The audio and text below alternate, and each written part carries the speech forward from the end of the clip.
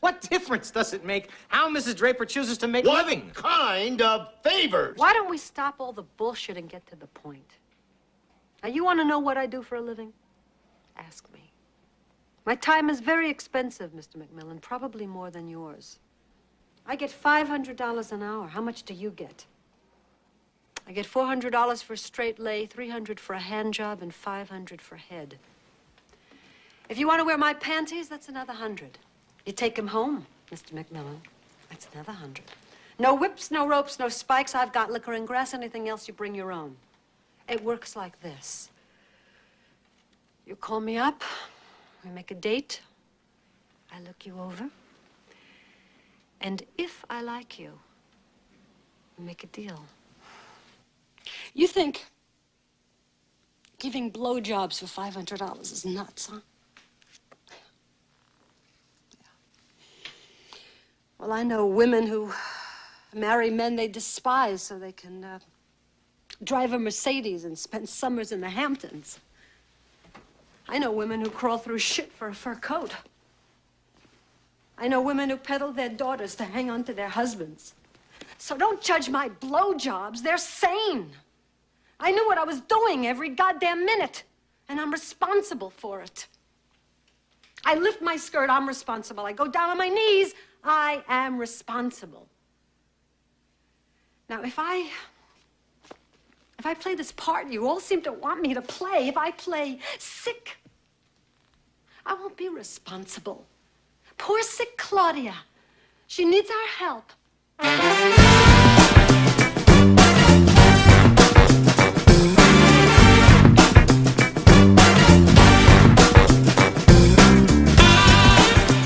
Good morning and welcome to another episode of Iconic Freedom, the formula. We are setting a standard for accountability and responsibility, the ownership of your choices and everything that follows from those choices. Let each care for self and all will be cared for. So what is the formula? I'm glad you asked. So if you go to any of the websites, any of the links down below, you'll see that the banner on those particular social media are basically elements from the periodic chart. I made them up, but what they are is responsibility, accountability, and choice. And if you think about the dynamics of the periodic chart, that if you put certain elements together, then it can be very harmonious and creates lovely and wonderful things in life. And if you put things together that are not harmonious, it can create a lot of friction, basically. It can create things that maybe you didn't want.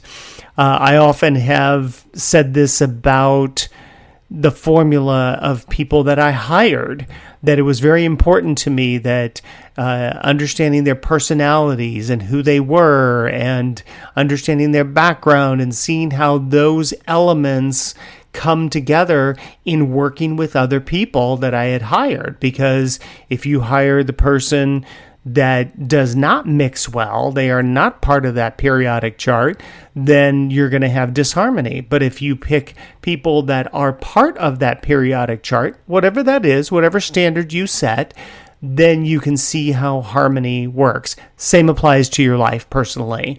If you choose the periodic table, the elements of accountability, responsibility, and choice, you make a choice, you're responsible to those choices, and you are accountable for the outcomes, the consequences, everything that follows from those choices. What's really interesting is you watch that clip or you listen to that clip from the movie Nuts, which was a movie, I want to say in the 1980s. It came from a play, a Broadway play. But the reason why I liked it was because this character, this woman, is a hooker and she's on trial. And you can go watch the movie if you want. It's actually pretty good. It was very interesting for its time. But the thing that I really liked about it is that moment where, and whatever your judgments are, I mean, you decide what that is for you. But that moment where the character says that, she's laid it out that this is what she does. She's a hooker, blah, blah, blah. And then she lays it out and she says, listen, when I went down on my knees, I'm responsible. I do this, I am responsible. And I knew what I was doing, every moment. And then, it follows up with, them wanting her to act like she's nuts so they can sign papers away and, all this other stuff. Anyway, but it's that moment that where she says, I am responsible, and she lays out the behavior. So important. And I think what's kind of fun about it is the fact that it's something that, you didn't think you were going to come here listening to a podcast that was, referencing a hooker, but you are. So welcome to the universe. But I thought it was kind of interesting, and it just kind of popped into my head. So I thought that would be kind of fun. But, okay, so the thing that I want to talk about is that how does all of this fit into the title of the forensics of I want?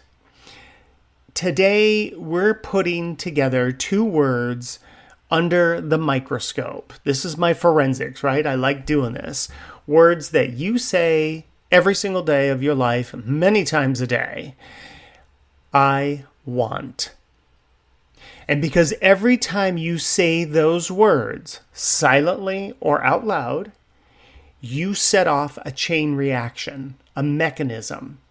From that moment forward, every choice you make, every word you speak, is forged out of I want. You might say that I want, like the graphic, is the fingerprint left at the scene of every decision you've ever made. I want is the fingerprint you left at the scene of every decision you ever made. And if you've never looked at it closely, you don't really know yourself, your bias, or your motives. You can't know where you're going if you don't know what you're doing. So what is this mechanism of I want? So think about like hunger. You feel hungry, so you say, I want to eat. There it is, I want to eat. Every motivation, every choice, every self-interest in that moment drives you to getting something to eat so that you start moving towards food, whatever that is, in your kitchen, wherever you're at work, whatever, a snack, whatever. That's self-interest in motion. That is your motivation in motion. From the moment you say, I want food, I want a car, I want a house, I want a relationship, I want a job, whatever it is you want, you set off in motion the mechanism that then starts to unfold towards whatever that goal is that you want.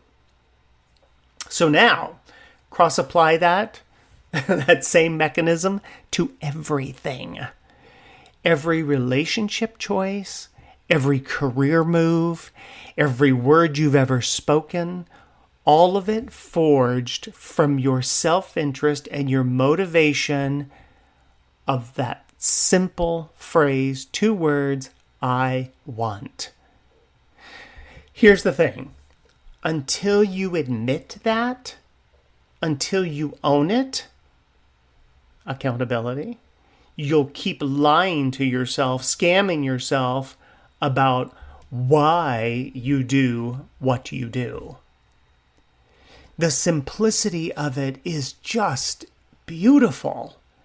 Because if you can start to examine for yourself, right? I think somebody said this, and I can't remember who it was, that said, the unexamined life is not worth living. Because you don't know anything about where you're going and the choices you make.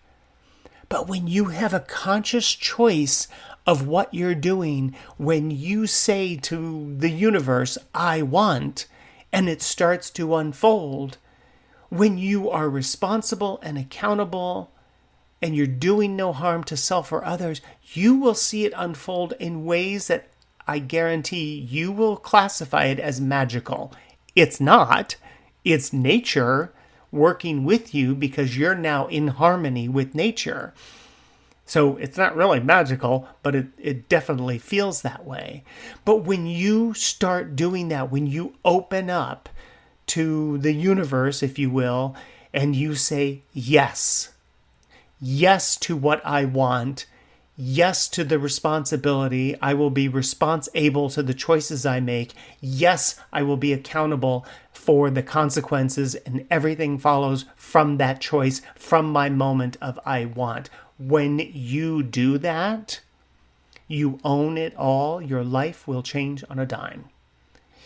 So, okay. If you keep scamming yourself by not paying attention to your choices, that's another choice. But it does not negate the reality that is before you based on the choices that you made. All from those two words, I want. You and I have been brainwashed versus ownership since we were little kids. From childhood, the programming was thrust on you, thrust on me, by our parents, by our teachers, by religion, by politics, by media. And unless you dismantle that programming, that matrix, those filters are still running you. Like it's like a program. Well, it's like the Matrix. It's like a program that they have injected into you, and you're just running off the program because you've never examined everything about your choices, everything about your motives, everything about your bias, everything about your self-interest. Unless you dismantle that program, you will continue to run it. Listen, the world is full of people shouting, this is the truth, this is the truth. But you can't know the truth until you've stripped away the brainwashing and you've gotten honest with yourself about your own I want. So we know reality is what? It is void of emotion. It's the observation of what's before you. Emotion is a small trigger that nature puts into you so you know how to act, so that you can, I need to act on this moment. If you don't do this, if you don't examine the life, the I want, the motivation, the self-interest, then you're just going to be living out someone else's script and you're going to be calling it reality when in fact it's not reality. Because you've just infused everything from outside of you. You haven't gone internally. We've talked about the internal authority, right?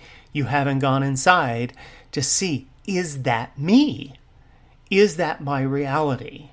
Here's where it shifts, right? This is the good news, right?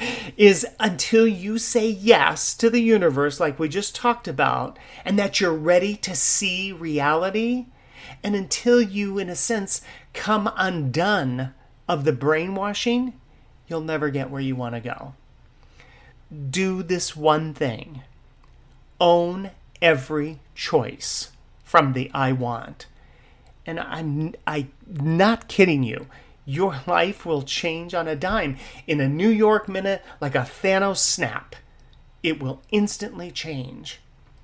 And listen, this isn't something you can, kind of figure out with your brain. That's not how it works. Because you're part of nature. The brain is where the programs live. They're the things that make you rationalize and justify and try to figure it out. And that's not how it is. The body has to take over and become one with nature again so your life can finally experience itself and can express it. Oh boy, I can't talk. It has to experience itself and express itself authentically. And you can't get there if you don't start paying attention. So that's when people want to say, oh, well, I'm examining, and then they want to try to figure it out. That's not what we're talking about. We're not talking about the dumbest part of us, which is the brain, in trying to figure it out. What you're doing is you are putting in motion the observation of you in nature. You interacting with nature, the nature of everything, other people, what's around you, blah, blah, blah. So when you say yes and you own every choice, nature obligates responsibility for every choice. Nature obligates accountability for every outcome. And nature will obligate the endeavor of do no harm. Because you don't see animals, you see rabid animals killing to kill, but when you watch animals, going after it, it's about survival. It's not necessarily just the taking of life whimsically, right? Just to do it because I can. We understand the difference about emotion versus reality. Now, here's one of my forensic questions that I wrote down. What's your personal indicator of emotion versus reality? How do you know when you're in one and not the other? How do you know when you're in emotion? How do you know when you're in reality? Emotion is like, it's hot, reactive, defensive. Reality is steady, unshaken, the same in the morning as it is at night. There's an enjoyment that you can have, but it is very steady. It is harmonious. Probably a good one is betrayal, because you see that a lot. Someone will say, oh, I've been betrayed. Their emotions light up and, their story explodes with drama. But reality, no one betrayed them. They just didn't get what they wanted. That's not betrayal. That's someone's emotion dressed up as truth. But it's not reality. It's emotion. So how do you get to the truth? You have to own your bias. You have to strip away the programming. You have to own your self-interest. You have to own your motivation. And then you choose freedom. Because I tell you, truth is not this gift that's going to be handed to you. It's not something that somebody waves a wand and then boom, there you are. It is the outcome of ownership. And reality isn't a gift either. It is a byproduct of ownership of the observation, of you saying, I'm not in emotion, I'm in reality. And that byproduct gives you clean, clear eyes to be able to see. It's what happens when you choose to own your behavior, your I want, and everything that follows. Reality is forged in the discipline of separating. I don't even want to call it a discipline. It's just a natural, byproduct. It comes from separating your feelings from fact, your emotions from observation, fiction from the truth. It doesn't arrive, wrapped in a Christmas bow and all that. It's created when you accept full accountability for your motives and your outcomes. We've said it many times, right? Life isn't happening to you. It's happening because of you. What is the reason that it's happening because of me? Because I said, I want. And from my I want, I make a choice. That choice sets off the universe to start to unfold to basically, in a sense, fulfill the desire, the I want. but you're responsible for the choice to get you there. You're responsible for the outcomes and everything that follows to get you there. Okay, so I'm going to leave you with this. Every I want sets your life in motion. Every choice, every outcome, every relationship, every word, it's all traceable back to those two words. The forensic question is, are you owning it? Or are you still blaming the programming, the emotions, the filters? Because if you don't take this step, if you really want this, if you want peace and harmony in your life, this is what it takes. You want to say, yes, this is what I want. Now, show me. And I will make choices along the way, being responsible, being accountable. If you don't want to, then you don't. But then all these things in life will happen and occur, and you'll wonder why, you're such a victim to life. It's like, why do these things always happen to me? Why do bad things happen to good people? Doesn't matter.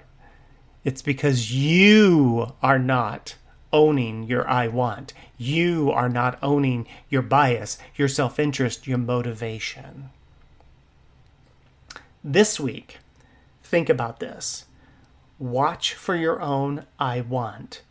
And when you catch it, own it. And you can go through a process like I did where I sat there and dissected and dismantled everything. When I understood I want, I started paying attention to every single tiny little thing that was going on until I understood it in its completeness. And that's when it started to integrate. That's when it started to make more sense. That's when the cards all flipped over and they all went into the right categories and, suits and all the rest of that, like playing solitaire on the computer. It was absolutely magnificent. Now, I will tell you, it was a lot of challenge at different times, but the more I let go and the more I allowed, I got rid of the control, I got rid of the manipulation and the cajoling and all the rest of it. The minute that started to happen, my life started to unfold in ways I can't even describe to you. It's absolutely amazing. Reality isn't a gift. It's the byproduct of ownership. Keep it in mind. Look for your I want. And I would say to you now, let each care for self, and all will be cared for. All right, hit that like button if you would. Share it with your family and friends. You never know. It might support them in this endeavor. All my fun links are down below. You can reach out to me with any of those if you are so inclined. Hey, feel free to subscribe on Buzzsprout. I'm on X and Truth Social, TikTok, Facebook, and Instagram. And until next time, stay sharp, stay free. And again, as always, remember, let each care for self, and all will be cared for. Make it a great week. Hey, and enjoy your Labor Day weekend coming